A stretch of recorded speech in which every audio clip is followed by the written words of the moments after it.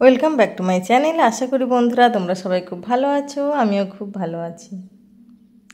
শিশিরে শিশিরে শারদ আকাশে ভরে রাখো মন। মাত্র কয়েকটি দিন বাদ পূজা, আর নবমী স্পেশাল আমি নিয়ে চলে এসেছি মাটন ডাক বাংলো রেসিপি। দেখো, এই রেসিপিটা কিন্তু খুব সুস্বাদু আর চটজলদি বাড়িতে তৈরি করা যাবে। চলো, এখানে আমি 1 কিলো মাটন নিয়েছি, তার সঙ্গে দিয়েছি 3 চামচ টক দই, 2 চামচ আদা বাটা, পরিমাণ মতন হলুদ গুঁড়ো আমি এখানে 2 চামচ দিয়েছি। দিয়ে সমস্তটাকে আমি ভালো মতন ম্যারিনেট করে রেখে দেবো। ভালো মতন করে সুন্দর করে ম্যারিনেট করে নেবো, যাতে বেশিক্ষণ সময় না লাগে। দেখো, ম্যারিনেট করা হয়ে গেছে সুন্দরভাবে। চলো, এটা 1 ঘন্টার মতো রেখে দিই ফ্রিজে। তোমাদের যদি তাড়াতাড়ি থাকে তোমরা এমনি শুধু ম্যারিনেট করে রেখে দিতে পারো। আমি আগে ম্যারিনেটটা করে নিলাম, এরপর আমি কাটাকুটিটা করে নেবো। চলো, এখানে আমি পেঁয়াজ কাটবো। একদম ছোট্ট ছোট্ট করে পেঁয়াজটা আমি কেটে নেবো, স্লাইস করে কাটবো না। দেখো, এইভাবে আমি সমস্ত পেঁয়াজগুলোকে ছোট্ট ছোট্ট টুকরো করে কেটে নেবো, যাতে রান্নাটা করা হয় খুব সোজা। দেখো, এইভাবে আমি পেঁয়াজগুলোকে কেটে নিয়েছি। আর চাই আলু। মাটন রান্না করব, বাঙালি ঘর আলু না থাকলে তো মোটেই চলবে না। আর পুজোর সময় তো আমাদের নবমী স্পেশাল মাটন চাই বাঙালি ঘরে, আর তার সঙ্গে আলুও চাই। চলো, এখানে আমি 4-5টা আলু নিয়েছি। আলুটাকে দেখো, একদম বড় সাইজের আলু নিয়েছি, মাঝখান থেকে কেটে দেব। আর মাটন হবে, একটু বড় বড় আলু না হলে কিন্তু একদম ভালো লাগে না। ব্যাস, এইভাবে আমি বাকি সমস্ত আলুগুলোকে খোসা ছাড়িয়ে সুন্দর করে কেটে নেব এইভাবে। চলো, ওদিকে পেঁয়াজ কাটা, আলু কাটা, সমস্ত কাটাকুটি শেষ। এখানে দিয়ে দিলাম কড়াইয়ে সরষের তেল। আর মাটন রান্না করব, একটু বেশি পরিমাণ তেল চাই। যতই আমরা ডায়েট মেনটেন করি, কিছু কিছু জিনিসের আমাদের কিন্তু তেলটা না হলে মন ভরে না।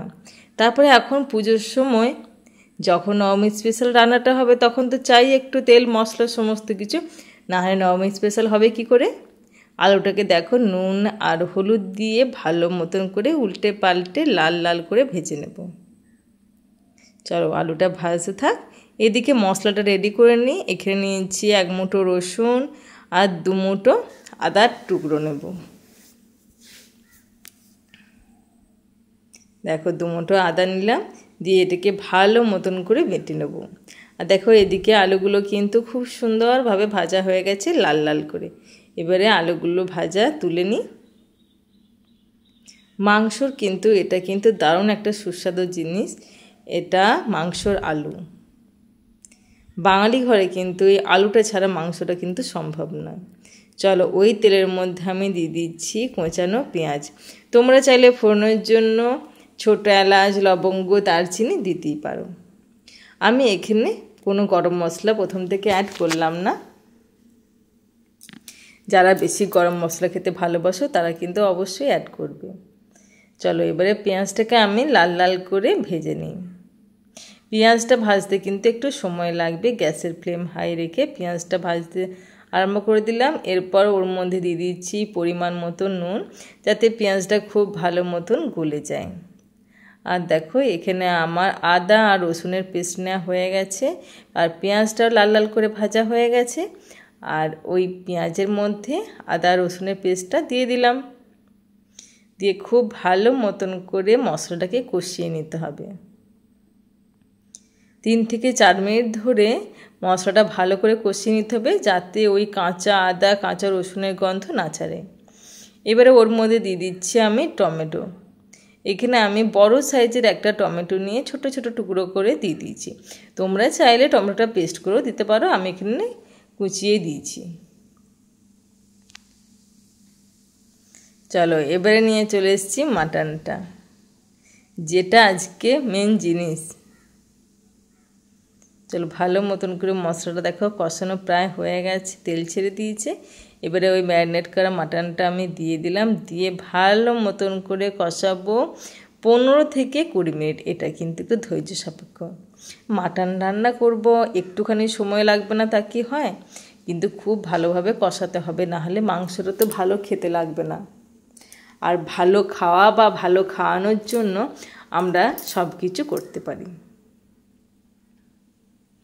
গ্যাসের ফ্লেম হাই রেখে এই সময় কিন্তু কোনো রকম আমি জল অ্যাড করছি না।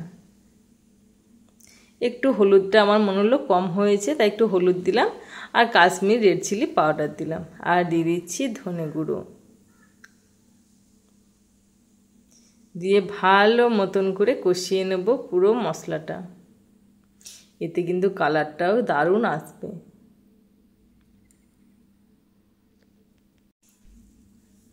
দেখো মশলাটা কষানো প্রায় শেষের দিকে, দেখতে পাচ্ছ কত সুন্দর ড্রাই হয়ে গেছে মাটনটা। ওর মধ্যে এই সময় আমি অল্প একটু মশলা ধোয়া জল দিলাম, যাতে মশলাটা তলায় লেগে না যায় তার জন্য। দিয়ে ভালো মতন করে আরও বেশ খানিকক্ষণ কষিয়ে নেব।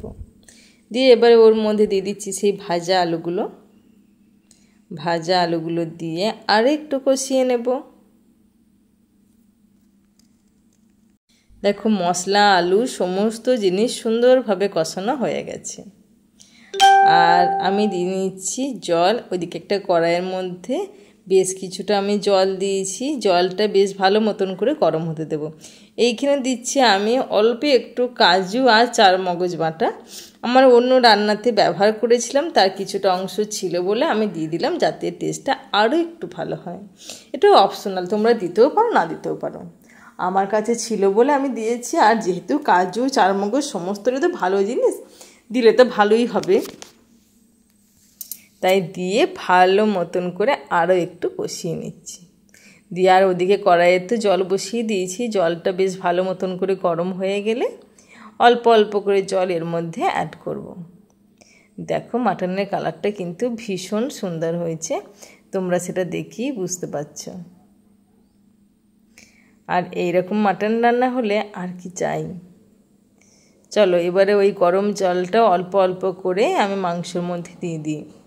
দেখো এখানে জলটা যেহেতু খুব গরম, আমি এখানে একটা স্টিলের মগ নিয়েছি। যেটা ছাড়া মাংসটা করা খুবই অসম্ভব সেটা হচ্ছে প্রেসার কুকার, নাহলে প্রচণ্ড পরিমাণ সময় লাগবে, সেটা তোমরা সবাই জানো। কিন্তু কাঠের যদি আঁচ হয়, সেই আঁচে কিন্তু মাটন রান্না করলে তার টেস্ট কিন্তু হয় অপূর্ব সুন্দর।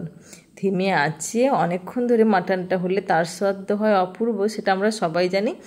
কিন্তু যেহেতু আমাদের কাঠের আঁচ নেই, তাই আমরা প্রেসার কুকারে সমস্ত জিনিসটা ভরে দিলাম, ভরে দিয়ে 3টে হুইসেল দিয়ে বসিয়ে রেখে দেবো মিনিট 10-15, তাহলে কিন্তু একদম নরম তুলতুলে মাটন রেডি হয়ে যাবে।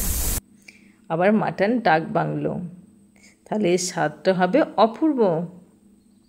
তাহলে বন্ধুরা আজকের ভিডিও যদি তোমাদের ভালো লাগে প্লিজ লাইক আর কমেন্ট করতে একদম ভুলবে না। আর মাটনের কালারটা দেখো তোমরা, এটা ফ্রায়েড রাইস, শুধু এমনি প্লেন ভাত, তার যদি হয় বাসন্তী পোলাও, যে কোনো কিছুর সঙ্গে এইরকম মাটন রান্না করে নিলে সত্যি আর কোনো কথা হবেই না। আর নবমী স্পেশাল তোমরা যদি বাসন্তী পোলাও করো, আমার চ্যানেলে অবশ্যই ভিডিওটা দেওয়া আছে, তোমরা অবশ্যই ভিডিওটা পেয়ে যাবে। আর যদি আমার ভিডিও ভালো লাগে প্লিজ লাইক আর কমেন্ট করতে একদম ভুলবে না।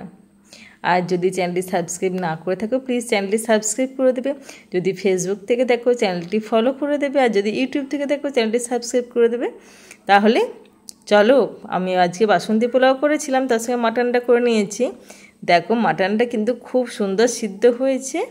আর এরকম ঝরঝরে বাসন্তী পোলাওয়ের রেসিপি কিন্তু আমার চ্যানেলে অলরেডি দেয়া আছে, তোমরা যারা দেখোনি প্লিজ চ্যানেলে ভিডিওটা দেখে নিও, আশা করি তোমাদের উপকারে আসবে। তাহলে এখানে ভিডিওটা শেষ করছি, তোমরা ভালো থাকবে, সুস্থ থাকবে।